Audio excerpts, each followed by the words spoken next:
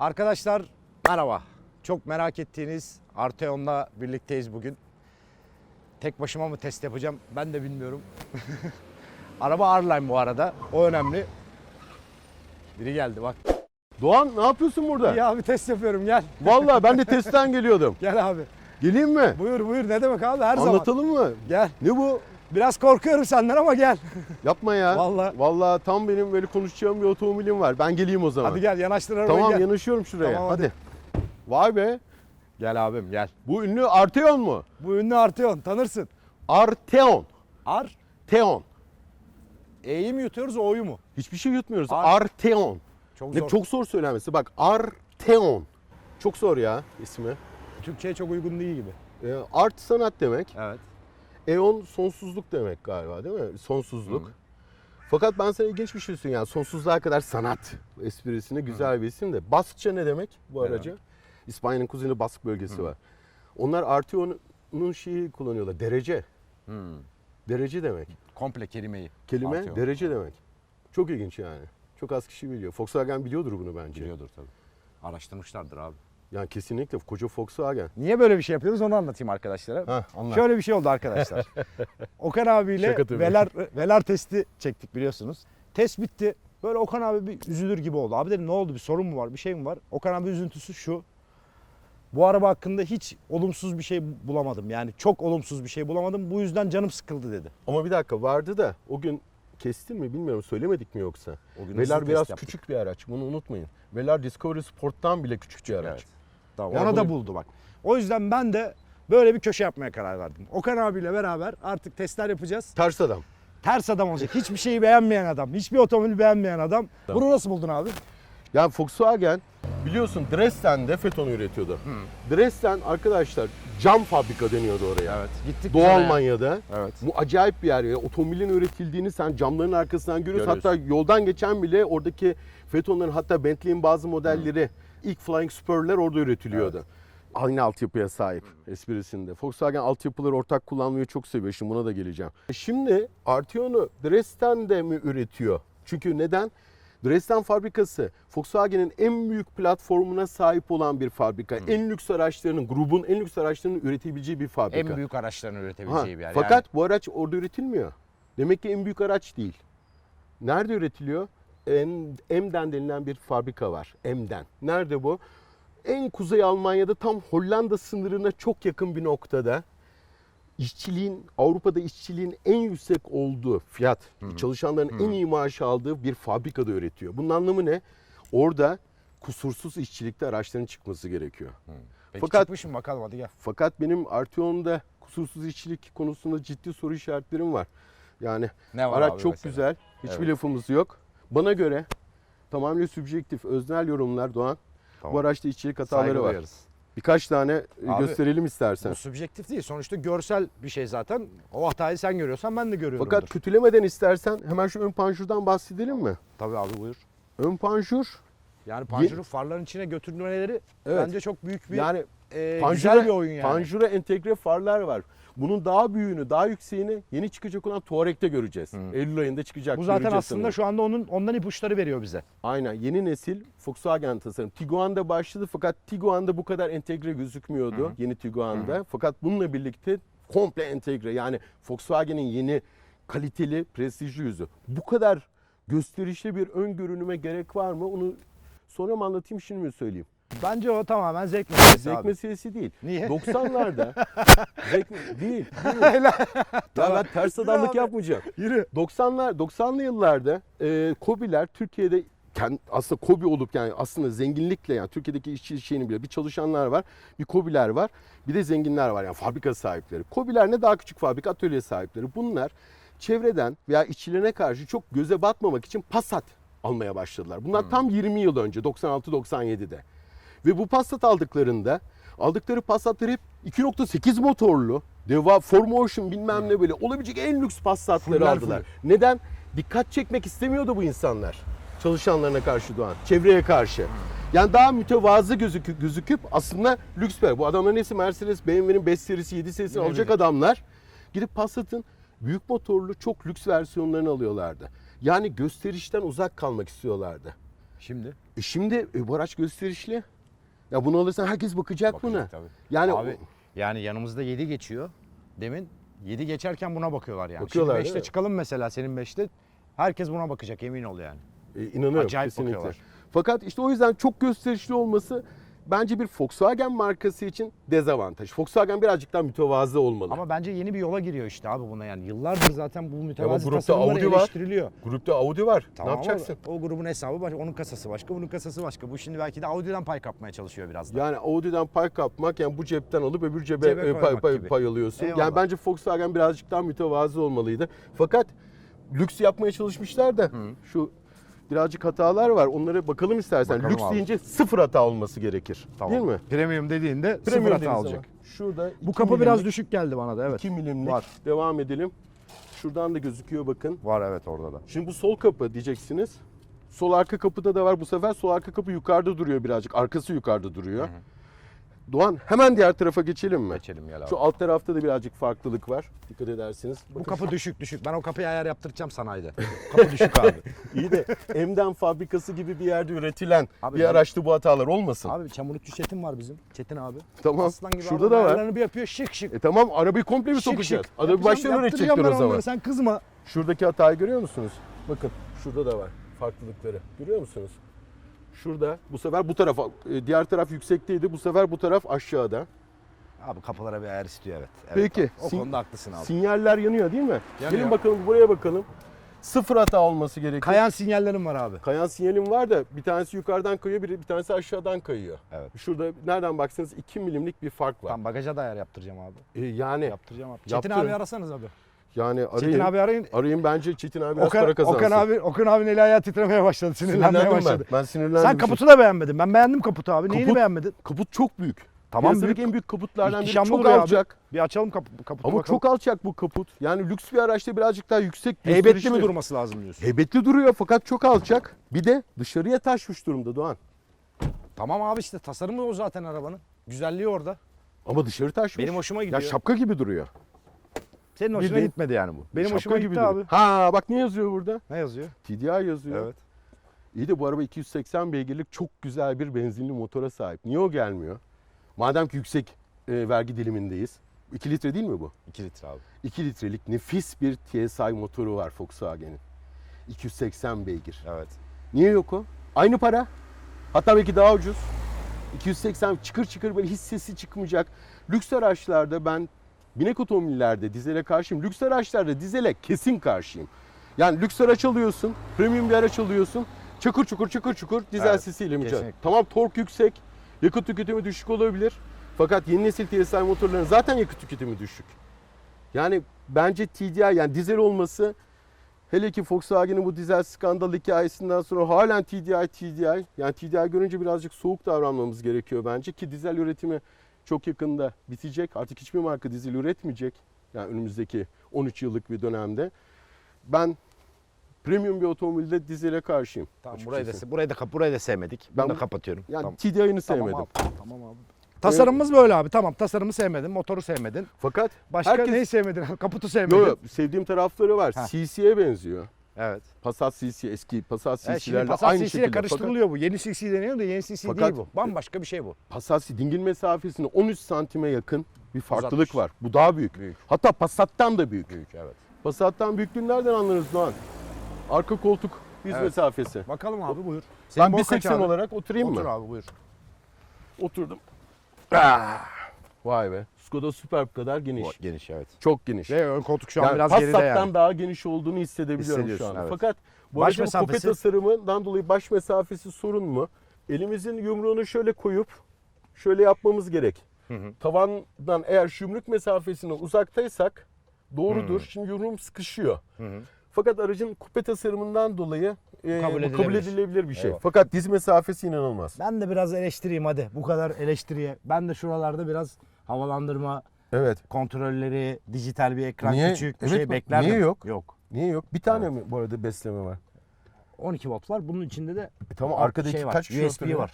Arkada abi 2+2 gibi. Tamam, 2 kişi oturuyorsa 2 tane koyun ya. Lüks araç. Hayır, bu. USB yok zaten. Çakmak girişi var. Tamam, çakmak girişi olsa bile 2 tane koy. USB olması lazım abi orada. Hatta havalandırma kontrolü de olması lazım. Yani arkada oturan üst birisi, paketli 2 de. kişinin iki kişinin telefonlarını vesaire iPad'lerini şarj etmesi gerek diye düşünüyorum. Gel senin daha tansiyonun orada var abi. Bardaklık var 2 tane. Oradan Vay. bagaja da ulaşılıyor. Gel. İşte bak bu çok premium. Gel. Tansiyonun çıkmadan alayım seni oradan abi gel. Çıktım. Ya Gel. benim tansiyonum yüksek Bak zaten. abicim bu R-Line. R-Line'da şu spoiler geliyor. Vay. Güzel. Yes. İçeride direksiyon farklı, koltuklar farklı. Onları da bir Bu gösterelim. arada bir şey söyleyeceğim. Bu araç fastback biliyorsun. Tabii. Ha, Bu araç- bagaja gelmişken bakalım. Bu araç kupe değil yani kupe tasarımlı ama fast... Ha. Liftback abi bu. Liftback de yani tasarım Camla fastback. açılıyor. Tabii tasarım fastback. Bu arada bir şey söyleyeceğim. Lüks bir araçta. Audi A7'de de benzer bir dert var sanki. Buraya bagaj koyduk fakat hareket eden parçalar var diyelim. Viraja girdik takır Evet. tukur ses yapacak. Yani bunun kabinle bağlantısının olması doğrudan açık havadan. Ne derece doğru? Yani premium bir araçta bagaj ayrı olması gerekir. Ayrı bir kabin olması gerekir. Çünkü sen premium aracı satın alacak kadar durumun iyiyse bence ya aracı arkasına olta koyarsın, golf takımı koyarsın, bir şey koyarsın ki onlar hareket eden parçalar tıkır tıkır ses yapar. Ama içeride olursa yani şurada hiçbir bağlantı yok. Komple bagaj kabin içiyle bağlantılı. Bu sesler birebir içeri gelir. Gelir doğru. Yani bence Ben Allah'tan golfü bıraktım abi. Golfü bıraktım Allah'tan. Bak Hasan golf şey de var. Kriket oynuyorsun değil mi? Ayakla şey de var. Kapanıyor mu? Kapanıyor. Bunu ben hiç beceremedim. Hiç bugüne kadar hiç beceremedim Kapandığını abi. biliyor musun? Kapanıyor eminim. Vallahi kapanıyor mu? Açtım da dün kapattım da ama çok uğraşıyorum abi. Beceremiyorum çok. Allah onu. Allah. Olsun sağlık olsun. Bu açılıyor kamera oluyor. Biliyorsun. Vay. Açılıp kamera oluyor. Biraz arkadan Mercedes'e benzetiyorum ben. Yani bu tasarım Laguna Coupe ile başladı. Evet. Çok hoş bir tasarım. C Coupe'de var aynısı. Yani benzer fakat bu Volkswagen'e özel. Volkswagen'e nasıl söylesek Volkswagen tasarımına da ayrı bir şey değil. Yani kopyalanmış bir tasarım değil. Kopyalanmış bir. Fakat arkasının ben şu yapısını A7'ye çok benzettim ki benzetmek kötü bir şey değil. rakibi zaten aslında baktığında. A7 Sportback daha pahalı canım. Pahalı ama Çok daha pahalı. sonuç itibariyle o sınıf olarak o sınıf şu Yani anda bu çünkü araba. neden? Eğer tam arkadan bakacak olursak şöyle. Gel Şu bakalım. arkaya doğru çamurlukların çıkık olması yani gövdenin daha dar, üst gövdenin daha dar ve çamurlukların böyle çıkık olması çok sportif gösteriyor aracı. Evet. Yani bu güzel bir şey. Yani Plakaya ne diyorsun abi? ya artı Bana ondan bir daha atıfta kolay mı? okunur. Bana bir atıfta mı Hayır, bulmuşlar acaba? Bilmiyorum da artı ondan daha kolay okunduğu kesin. Bir de içine bakalım mı Okan abi? Bir şey söyleyeceğim Doğan. Buyur abiciğim. Egzoz çıkışları Nerede? kapalı. Kalmış herhalde. Hayır, Fabrikada kapalı. kalmış. O plastikler Eyvallah. kötü. Neden dizili yere veriyorlar? İşte hani şeyde de konuşmuştuk, Velar'da da konuşmuştuk. Dizel dumanını yere vermek için bunun mesela benzinlisi olsa orası açık olacak. Oradan egzozu direkt dışarıya verecek. Hiç duman çıkmayacak. Fakat bu kapalı. Resmen süs bu. Evet. Tabii canım süs. Yani Tasarım. ne kadar bu aracın fiyatı? Abi sana 330 olur en son. 330 bin lira verip kapalı egzozlu olan bir araç alıyorsun. Geçelim abi o zaman sürüşe. Hadi Sen mi bakalım. kullanacaksın ben mi? Sen kullan. Tamam hadi Sen buyur. kullan. Sürüşe değil mi? İçine bakalım önce. Olur. Bu arada abi bagaj 563 litre. Yuh. Evet. Tamam 563 litre premium bir araçta olması gereken bir bagaj hacmi. Tamam abi. Egea'nın kaçtı? O da öyle bir şeydi değil mi? Bak koltuklara bak abi. Karbon desenli R-Line. Görüyor musun? Tamam Bu abi işte R-Line onu özel. söylüyorum. R-Line'da dizel, mizel falan filan böyle. Ben TDI olmasına karşıyım. Yoksa 4000 yani. R-Line'a karşı değilim. Saat var R-Line abi. çok güzel. Vay saat, analog saat Gene bu da hastasıyım. mı olmadı? Yok analog saat hastasıyım ben. Oh bir şey beğendirdik Okan abi. Allah'ım sen büyüksün ya Rabbim bir şey beğendi. Oh. Oh rahatladım. Yalnız bir şey söyleyeceğim. Çok siyah ya. Plastikler çok koyu. falan. Evet. Ama yumuşacık plastikler bakar Bu da mısın? bu da R-Line pakette geliyor abi. Bu Şöyle. da böyle karbon görünümlü alüminyum bir paket. Şu plastiğin yumuşak olması çok önemli. Hassasıyım şu yumuşak Güzel olmasına. değil mi? Her Seviyorsun. taraf öyle. Çok Tabii. güzel. Yani premiumsa o olacak abi. Bir daha çok güzel der misin? Çok güzel. Premiumsa ama bunun olması gerek. Bravo. Tamam. Bir Premium yerden olması yakaladık. gerek. Bir yerden yakaladık. Abi bu ekranı falan hatırlıyorsun artık. Tabii. Volkswagen grubu. Dodge grubu diyeceğim. Passat'takine benziyor galiba değil mi? Kabin içi Passat'a şu çizgiler falan Evet, yeni benziyor. son Passat'a çok benziyor. Benziyor, evet. Ben Passat'ı çok seviyorum orada onu söyleyeyim. Eyvallah. Ya Passat varken premium bir araç yapılacaksa daha büyük Fetto'nun devamı bir şey bekliyordum ben. Yani bu CC'nin büyütülmüş şekli, hormonlu şekli resmen. Passat CC'nin hormonlu şekli. Keşke böyle gerçek lüks bir otomobil yapmış olsaydı Phaeton gibi Volkswagen. Ben onun için birazcık şey yapıyorum. Eleştirmeye çalışıyorum. Eyvallah. Çaba gösteriyorum hatta eleştirmek için. Araç iyi aslında. Yani gösterdiğimiz hatalar birkaç tane ön üretimle ilgili hatalar olabilir. Senin olayın bu ama hiçbir şey beğenmeyen adamsın. beğenmiyorum. Hiçbir otomobili beğenmeyen adam. Çoğunlukla. Dijital Audi bu. göstergeler var. Evet. Audi de vardı. Yani Audi TT ile başladı bu, hatırlıyorsun.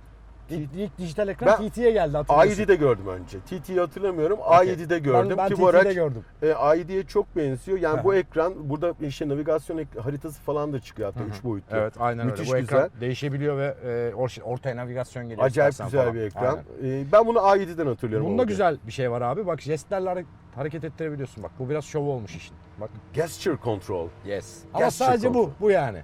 Aşağı yukarı var mı? Yok. Yapma ya. Ha. Tavanı açılıyor biliyorsun bazı Tamam. araçlarda. Evet. Tavanı açıyorsun dur diyorsun duruyor Duruyor. falan filan. O iyi bir şey. Şu güzel bir detay. Bu gece giderken çok güzel görünüyor. Hı hı. Ondan sonra başka ne söyleyebilirim Güzel sana? mi? Kablosuz şarj var. Kablosuz şarj iPhone'lara ilgili değil tabii. Yani Samsung'lara. 8'le beraber geliyor şimdi. Geliyor mu? Gelsin Bizim görelim. teknoloji YouTuber arkadaşlarımız var. Ha. Onlardan öğrendim abi. Peki. Onunla beraber geliyor. Gayet Burada güzel. bardaklıklarımız var. Ne terledik Direksiyon ama ya. güzel. Direksiyon rengini Direksiyon tipini sevdim küçüklüğü, ben. boyutu çok güzel bence. Ya bu R-Line direksiyon ama. Evet, R-Line direksiyon. Ya şu küçücük göbeğe airbag'i nasıl sıkıştırıyorlar Evet, benim soru ben de işareti. anlamadım. Ya. Büyük teknoloji yani. O şey gibi abi, sihirbazlar hani böyle mendil sıkıştırıyor ya, Onun gibi. Evet. Sesimiz de böyle bak. İşte dizel. Ah be. Ama sound aktörümüz var, yolda dinleteceğim sana. Haracın içine duyacağız. Evet. Dışarıdakiler ne olacak? Beni ilgilendirmez abi bu. Peki abi. Bir de abi çıtasız kapılar var bak. Bu güzel özellik. Çerçeve yok. Çerçeve yok. Çerçeve yok. Direksiz. Çok güzel. Ama direk var tabi ortada. O eski Amerikanlarda direksizdi. Evet. Şurada. Kapılar bu yüzden... Güzel yapmışlar burasını. Mesela direksiz bazı araçlarda şu çok çirkin durur.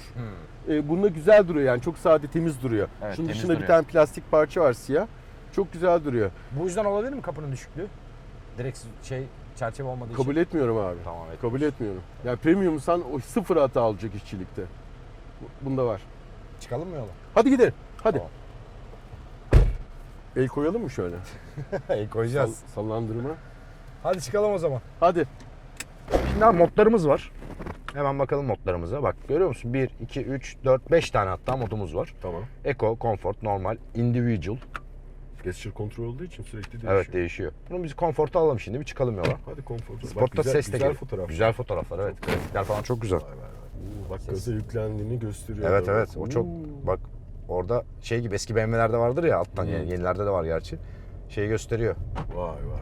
Anlık yakıtı orada gösteriyor. O yüzden korkutuyor adamı. Basma gaza Evet, diyor, basma değil diyor. mi? Biraz yakıyor abi araba.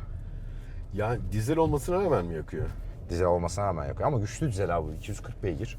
Çünkü torku da deli gibi. 500 Nm. Ne? Tabii. 500 Nm. Evet. Ama şöyle bir enteresan durum var. 1750 devirle 2500 devir arası veriyor abi. Çok kısa yani o 500 Nm.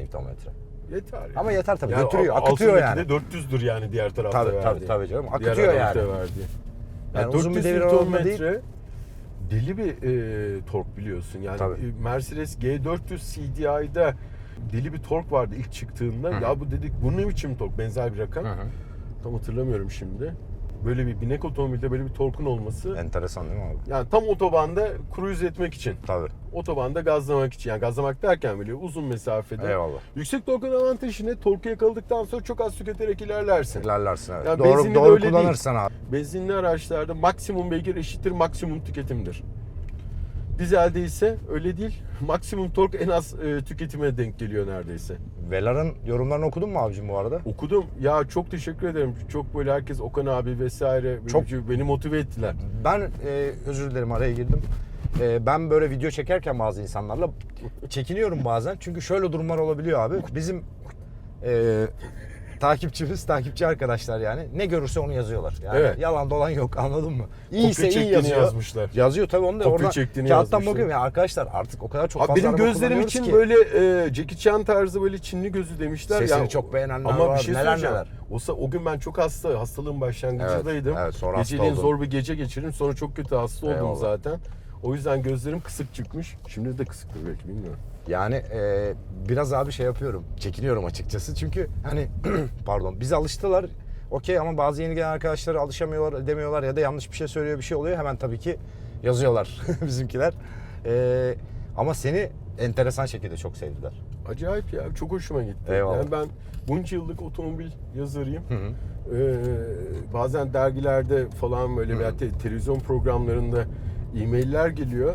Ben bu kadar coşku dolu böyle beni kabul eden Eyvallah. mesajları ilk kez bir arada görüyorum. Yani gerçekten Doğan, teşekkür ederim. Eyvallah. Vesilenle. Abi ben teşekkür ederim. O Yani. Senin videoyu ağzına yayınladıktan sağlık. sonra gelen yorumlardan sonra, hatta ben o sırada kısa bir tatil için Çeşme'ye gitmiştim. Evet, Çeşme'ydi, konuşuyorduk. Yani şey oldu, nasıl söylesem, Motive motive oldu oldu. yani. Çok tabii keyiflendim. Çok güzel iyi bir hafta hissediyor. sonu geçti. İnsan Bakalım iyi bu hissediyor videodan kendini. sonra ne olacak? Ha, vallahi. Birazcık kötü Bence daha davrandım değil. çünkü. Bu arada arkadaşlar Okan abi aynı zamanda bir jüri üyesi. Otobest jürisi. Otobest'in jüri üyesi. Türkiye'deki temsilcisi yani. Bütün dünyadan orada jüri var.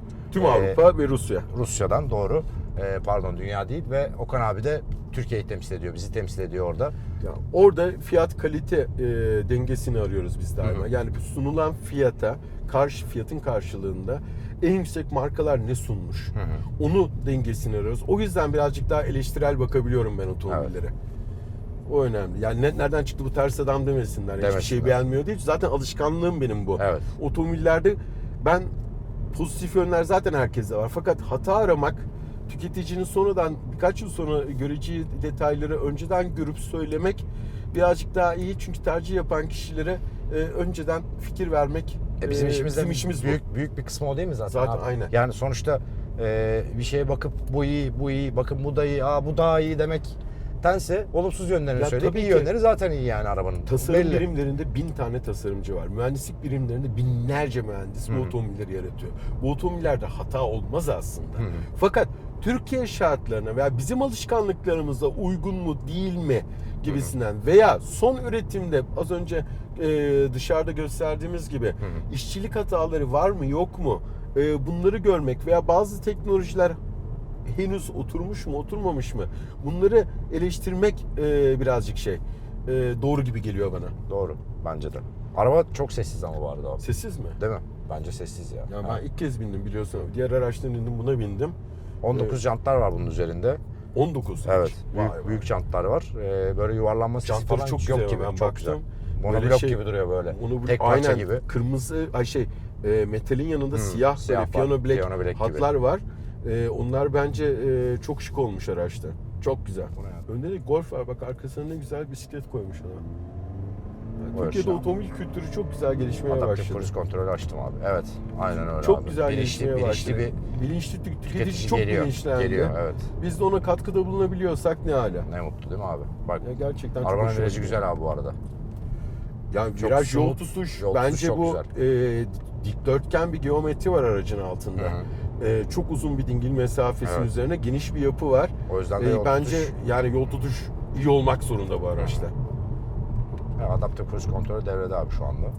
Tabii ki Ama virajlı yol. virajlı yol. O yüzden O virajlı yol deyince aklıma bir özellik geldi. Bu Arteon'da o LED farlar var mı yok mu bilmiyorum. Fakat Arteon'un yurt dışındaki lansmanından takip ettiğim kadarıyla bir özelliği var.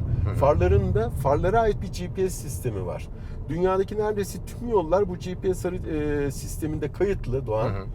Ve aracın öndeki hangi viraja yaklaştığını görüp farları ona göre önceden çeviriyor. Yani sen direksiyonu Vay be. çevirirsin ya normalde, Evet. farlar döner. Evet. Yine birçok Evet. otomobilde olduğu gibi. o tamamen Arteon'da coğrafi özelliklere göre yapıyor. bu aynen Vay be. üstündeki hafızasındaki haritaya göre mesela bu yoldaki virajı bilerek pat çeviriyor. Akşam kullanırken ona dikkat et istersen. Önden farları çeviriyor olması gerekiyor bu Arteon'un. O çok önemli ve Edeceğim. farklı bir özellik. Ama baksana abi yol tutuşa bak. İyi mi? Yani şasi iyi. Hissettiriyor sana bunu. Ha. Süspansiyon falan iyi. Onun haricinde şasi iyi. Onu Peki. hissettiriyor sana. Öyle diyorsun öyledir. Güzel yol tutuşu araba. Vitesler Ama bak düşüyor şimdi bir falan. sporta alalım. Pedal shift'ler var bu arada abi. Şanzımanı da söyleyeyim abi sana. 7 ileri mi bu? Söyleyeyim abi hemen bak. 7 ileri. 7. Evet abi. Halbuki bunun ilk lansmanında 8 ileri Evet. Sanki DSG ben de öyle olacak hatırlıyorum. diye söylendi diye hatırlıyorum ki hatta ona şaşırmıştım. Neden? Alman ZF gibi dünyanın en büyük şanzıman markası varken 8 ileri şanzıman biliyorsun Aisin Evet. Japonların. Niye Volkswagen Aisin şanzıman kullanıyor gibisinden ben düşünmüştüm. 7 ileri ise bu ZF olabilir. Bilmiyorum, emin değilim bu Yok bu konuda. da yani DSG'nin yine tabii de yani kendi markası oldu ya artık. Yani- Şimdi abi bak sporta bir alalım orada da bir bakalım duruma. Bak. Bak şimdi hemen motor sesi gelecek abi. Nerede gelecek? Hoparlörden geliyor. Evet. Hadi bakalım. Sound aktör var. Renault Megane'da da var bunlar biliyorsun. Renault Megane'da motosiklet sesi bile var biliyorsun. Var çok güzel. Uzay arabası sesi Uzay var. arabası sesi var, çok komik. Uzay aracı sesi var böyle ona bayılıyorum. Benim kızım çok seviyor onu. Baba diyor uzay arabası şeyini açar Sesini mısın yapsana diyor. diyor. Diye bir Evet, ses evet. çıkartıyor. Bayılıyor benim kızım ona. 0-100'ü de 6,5 saniye. 6,5 saniye. İyi Ya rakam. bir şey söyleyeceğim. Az önce de söyledim. Bunun benzinlisi var 280 beygir. 6 saniyenin altında 0-100 var. Yürür abi. tabii. 6 saniye güzel bir rakam. Çok Evet. güzel. Ha bu arada son kullanıcı bunu sürekli 6 saniyede mi yukarıya çıkaracak 0-100 yapacakken? Zaten her tarafta hız limiti var bilmem ne Ama var. onu şehir içinde. bilmek bile güzel değil mi? Kağıt üstünde bilmek yani bile güzel 6,5 saniye çok iddialı bir değer. Yüksek torkunun getirdiği bir şey. Fakat akselerasyon beygir gücüyle ilgilidir. Evet. Tabii Kaç 4 çeker beygirdi bu araç? sisteminin etkisi de var. 240 Bu 240 beygir abi. 240 beygirden dolayı zaten 6,5 saniye güzel bir rakam. Arkadan itişli değil mi? Yok abicim 4 çeker. Dört Ama çeker. yanlayacak gibi hareket Hayır, ediyor bir şey değil mi? söyleyeceğim. Önden çekerli mi 4 çeker? 4 çeker abi. Arkasında Formotion. Formotion yazıyor da. 4 çeker. Yani bir şey söyleyeyim. Az önceki hareketinde arkadan itişli gibi bıraktı. Evet abi. Tamam mı? Fakat Biraz öyle davranıyor yani. Fakat başka bir şey daha var. Diğer virajlarda da önden çekerli gibi gitti. Evet. Biraz işte bence kullanım stiline göre hareket ediyor. Çünkü şöyle bir durum var. Yani Diferansiyel torku sürekli aktarıyor o zaman. Oradan aktarıyor. oraya, oradan Evet, oraya, oradan oraya. Diferansiyel kilidi de elektronik abi. Şimdi biliyorsun artık elektronik diferansiyel kilitleri Tamam. beğenen bir kesim var. Hiçbir şekilde beğenmeyen bir kesim var. Ben doğru yapılırsa beğeniyorum açıkçası. Bu bence biraz doğru yapılmış bir ayar. Doğan, Güzel çalışıyor yani. Ama şöyle bir şey var. Bu araç önden çekerli olsa bu beygir ve torku kaldıramaz bu araç. Kaldıramaz tabii. Mümkün değil. Sürekli Tabii. kafadan kayar. Tabii canım. Ve Kafadan kaza gider. yaparsın. Tabii orada dönerken Arkadan kafadan kayarsa gidersin. kurtarırsın biliyorsun. Çok basittir. Evet. Ama önden kayan bir aracı kurtarmak yani onun için Emre Yerlici tarzı böyle veya Volkan Işık gibi usta Tabii. rallici olmak gerekiyor. Yani ESP falan şimdi tabii çok artık gelişti ama sana bir şey söyleyeyim mi? ESP bazı yerlerde artık Islak yani zeminde ESP devreye girinceye yani kadar fizik kanunu denen bir şey var abi. Tabii Fizik böyle kanununa belli bir noktaya kadar kenardaki karşı geliyor her şey. Ağaçlar merhaba Tabii. der sana. Tork ne yapar arkadaşlar? Tork ara hızlanmalarda çok önemlidir. Mesela 80'den 120 hızlanıyorsun. Yani bir aracı sollamaya çıktın. Orada beygir gücü değil. Tork önemli. Ama durur halden 100 kilometre, 200 kilometreye fırlamaya çalışıyorsan orada beygir gücü sayılır. Fakat belli bir hızda giderken elastisite deriz ona, esneklik deriz. Bu esnekliği sağlayan şey 80-120 Ara hızlanmalar hızlanmalarda, yani. ara hızlanmalarda tork en önemli değerdir. Bir launch yapalım ya. Var mı launch kontrol? Hadi bakalım. Hop, bak şanzıman çok güzel çalışıyor. Çok Şıkır güzel şıkır çalışıyor. çalışıyor Keyifli vallahi. çalışıyor Tabii. bak. Ben şanzımanın bu tip otomobillerde geçişlerini hissetmek istiyorum.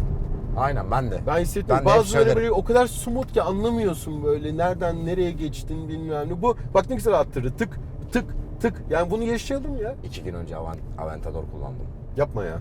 İşte ona çağırmıyorsun, beni Volkswagen'e çağırıyorsun. Değil mi? Onu da Yani yaparız inanılacak abi. gibi değilsin. Onu ha. da Yani Senin canın sağ olsun. bir de bana diyorsun bana Pagani ayarlasın Okan Senin abi canın sağ olsun. bilmem ne. Tamam görürsün Pagani sen. ayarla be abi. Çekelim. Türkiye'de değil, Tamam, İtalya'da yapacağız. İtalya'da gideceğiz tamam. İtalya'da gidelim yapalım, kullanalım. Yapalım abi. İsveç'te de Koenigsegg kullanalım. Bak ortalama 9,5 şu anda. Yani Ama ben abi gaza fabrika verisinin oynuyorsun üstüne abi. 1-2 litre koyuyorum. Yani 6 litre ise işte bu 8 litreye falan 7,5-8 litreyle gidersin bu arabayla. Bu arada içi çok Passat ya. Passat değil mi? İçi çok Passat. Evet. Yani dışarıdan bu kadar ekstrem bir görünüme ben içinin de çok daha ekstrem olmasını Ya Phaeton İsterdim kabin ve içini hatırlar düşünüyorum. mısın? Hı hı. Böyle ortada kocaman Acayip bir konsol, düğmeler bilmem ne. O araba şudur Rolls budur. Royce gibiydi ya. Garip Yani- bir arabaydı yani. Ama Phaeton işte premiumdu. Phaeton lükstü. Bu lüks Hakkı değil. abinin gelin arabasıydı hatırlıyorsun. Hatırlıyor musun? Düğün arabası tabii düğün arabası yapmıştı Hakkı abi o arabayı. Yapar. Anca sığmıştı. Volkswagen Arteon'da çok güzel bir otomobil yaratmış. Fakat bu Phaeton'un yerini alır mı? Bence kesinlikle almaz. Phaeton başka bir dünya çünkü. Bazı detayların neden yapılmış olduğunu hatırlatmak gerek. Yani ben premium bir araçta şu orta yani madem ki Passat'ın üstüne çıkıyorsun, şurayı birazcık daha süslü yapsaydın daha Evet. güzel olmaz mıydı diye düşünüyorum. Yani Dışarıda bence güzel yakalamışlar. Sen dışarıyı da ya beğenmiyorsun. Golf'e de Ama benziyor şu ortadaki benziyor tabii, havalandırma. tabii. Birebir aynı neredeyse. Bence de yani o biraz içeride kesinlikle farklılaşmalıydı. Ama bütününe baktığımda ben direksiyonunda kendini iyi hissettiğim bir otomobil bu. Öyle mi? Hem sürüşüyle hem tasarımıyla iyi hissediyorum ben motorun içinde kendimi. Ya Arteon'dan benim beklentim birazcık daha fazla mıydı acaba diye düşünüyorum. Hop bıraktı. Tabii. Ama Basit diferansiyel tık kaç hızdayız ya? tık Ne topladı. yaptın ya? Ama 50 çok kilometre eğim hızla. falan çok garipti. Ben de biraz olsun. garip girdim. Olsun abi. Niye bırakıyorsun? Formation'sın. Niye strese Bak. sokuyorsun beni? Gaza oturdu mu Bak, giriyor abi. kafadan kaydı. Hafif geldi evet. Kafadan kaydı. Şimdi arkadan kayacak. Acaba bunun modunda birazcık kaysın da eğlendirsin mi kullanıcısını? Öyle bir şey mi Abi var? tabii elektronik olduğu için diferansiyel zaten tık tık tık hemen ayarlıyor yani. Ayarlıyor da Diferansiyeli yani de sporta geçiriyor. kullanıcıyı birazcık heyecanlandırmak için özel Olabilir. bırakılmış bir Olabilir, tolerans tabii. mı var acaba? Olabilir. Yani böyle Okan abim. Ağzına sağlık ya. Valla böyle mest oluyorum dinliyorum abi seni. Estağfurullah ya. Ben bu arada benim Game of hastalığım, Thrones izler gibi dinliyorum. geçmedi hastalığım. Benim baş ağrım falan var. Birazcık Eyvallah. daha sağlıklı Geçmiş bir olsun ortamda çok. daha neler Yapacağız anlatırım da. Yapacağız da abi. Ya Volkswagen Arteon'a ilk kez bindim. Benim özetim şöyle olabilir. Kabin içi birazcık daha zengin olabilir. Hı hı. Gösterge Audi'den gelme. Büyük Hı hı. Audi'lerin göstergesi, direksiyon önündeki Hı hı. gösterge. Çok güzel bir gösterge o. Dışta çok heybetli fakat bu kadar heybetli görünmesine gerek var mı bir Volkswagen'in? Onu şey yapıyorum. Fakat araç ilk üretimlerden biri olduğu için olsa gerek bazı kapılar tam oturmamış böyle. Kapılarda, Hı hı. çizgilerde hata var gibi değil, var. Arka stop lambalarında da kayan ışıklar var. Bu biliyorsun Passat'ta, hatta Tiguan'da falan böyle opsiyonel olarak veriyor. En pahalı donanım şekli. Fakat orada çizgiler de bile birbirine tam karşısında değil, yani denk değil. Çok araya gireyim özür dileyerek. Bu arada şu cam daha büyük olabilirdi. Evet bence de biraz küçük orası. Bu araba 320.900 TL şu anda. Bu en dolu paketi, R-Line paketi. Evet. Ve 2 çeker modeli var. Aynı motorla. Önden çekerli. Önden çeker olanı var. Tutunamaz herhalde bu motorla. 288.000 TL o da. Yani arabanın bazı 288.000 TL'den başlıyor. Yıl sonuna doğru yeni 1.5 TSI'yi da getirecekler. Ya madem ki bu kadar para veriliyor, 280 beygirlik büyük benzinli gelsin. Hı hı. 4 çeker olsun Hı hı. ve şu dizel sesini duymayalım, çakır çukur çakır çukur, Hı hı. o sesi duymayalım. Yalıtım Ve iyi ama arabanın. Yani Ya iyi dışarıdan de- çok duyuluyor. Eyvallah onda hemfikirim. Ama içeriden böyle ölümcül bir dizel sesi yok. Ya yok da Doğancığım Ha. premium bir araçtan bahsediyoruz. Lüks diye Premium sunuyor. iddiası var bence. Ama öyle bir basın bülteninde falan premium aşağı yukarı Volkswagen ürettiği en lüks araç bilmem ne falan diye söyleniyor. Passat'tan çok Pardon fazla abi. uzaklaşamamış bence. Bu önemli bir detay. Dışta uzaklaşmış, çok İçte güzel olmuş. İçte evet, uzaklaşamamış. Ama Volkswagen acaba Fideon var Çin'de. Bu Passat'ın dev boyutu, Fetto'nun yerine satılıyor. Acaba Fideon. onun gibi Fideon Fideon. denilen bir araç var. Okunması daha kolay Arteon'dan onun. Hı. Ondan sonra Çin'de üretilenleri falan nereden biliyorsun abi ya? Her şeyi biliyorsun ya. abi ama Her şeyi bilme ya. Volkswagen'in ürettiğini bileceğiz tabii ki. Volkswagen yapıyorsa Çinli markaların birçok modellerini tanımanın imkanı yok. Çin fuarında dünya premieri oldu Çinli fuarında- markalarının. Ukrayna Pekin Çin fuarında da var. Bekleriz. Orada tam 222 dünya premieri yapıldı. 222 tane. Avrupa fuarlarında 5 tane falan dünya premieri var biliyorsun. 222 yenilik ne demek? Orada Ha, bunların herkes- tamamı Çin markası ama. Yani tamamı derken işte 20 tanesi Avrupalı markaların yenilikleri, 200 tanesi Çin markaların yenilikleri. Yani devasa bir pazar. O yüzden orada en azından Volkswagen, BMW, Mercedes gibi markaların neler yaptığını bakıyoruz. O önemli bir detay. Bakmakta zorundayız. Fideon, onun için söylüyorum. Fideon tarzı bunun da üstüne bence lüks bir araç yapacaktır Volkswagen diye tahmin ediyorum. Bunun da üstüne çıkacak yani. Yani kesinlikle çıkması gerekir. Çünkü Amerikan pazarı için bu araçlar, özel büyük Volkswagen'ler özellikle yapılıyor. Amerika'daki Passat'ın üstüne başka bir araç yapılmasını gereği üzerine bazı talepler var zaten. O talepleri dinleyecektir Volkswagen. Abi valla ağzına sağlık ya. Ben Fazla anlatamadık kendi yine, videolarımı... kusura bakma. Çok Abi, kısa zaman veriyorsun abi. estağfurullah. Abi istiyorsan sabaha kadar yapalım. Benim için hiç fark etmez. Şöyle ben kendi videolarımı normalde izlemiyorum ama sen de olanlar açıp izliyorum. Atladığım bir şey var mı tekrar dinleyeyim diye. Ha. Böyle bir durum var yani. Yani ben Ağzına sağlık vallahi. Çok bilgili, engin, tecrübeli bir adamsın. ya hayır anlatamadık fazla bir şey. Ben Doğan seviyorum, başarılar saygı. diliyorum. Sen Abi, çok yoluna teşekkür devam ederim. et. Ben de kendi yoluma devam edeyim. Abi ağzına sağlık. İlk fırsatta görüşürüz Görüşelim yine. abi. Tamam. Tamam. Hadi kendine Hadi iyi bak. görüşürüz. Bay bay. Arkadaşlar görüşürüz. Testi beğendiyseniz beğenmeyi, yorum yapmayı unutmayın. Görüşmek üzere. Hoşçakalın. Okan abiyi daha görmek istiyorsanız yorumlarda belirtin ki bence istiyorsunuz. Velardan bunu anlıyoruz. Görüşürüz. Her tarafı lambalı, ışıklıydı. Kumandası büyük, kendi küçücüktü. Bulutlara, semalara aşıktı. Sevdiğine hasret, giden durum